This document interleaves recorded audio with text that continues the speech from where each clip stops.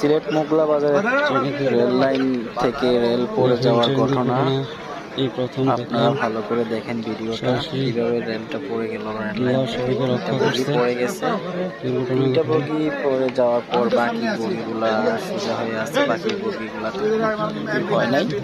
তিনটে বগিতে ক্ষয়ক্ষতি হয়েছে, মানুষের তেমন একটা আহত হয় নাই। প্রথম যেটা বেশি পড়ে গেছে ওইটাতে ক্ষতি হয়েছে, মানুষ কেউ মারা যায় নাই, ব্যথা পাইছে হালকা, সবাইকে উদ্ধার করা হয়েছে।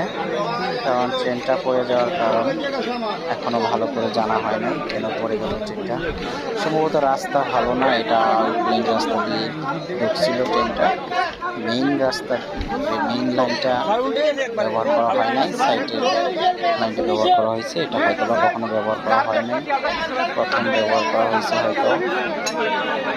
বেশি একটা ব্যবহার করা হয় না, রাস্তাটা খুবই খারাপ ছিল, খারাপ লাইন ছিল, খারাপ লাইনের কারণে ট্রেনটা পড়ে গেছে।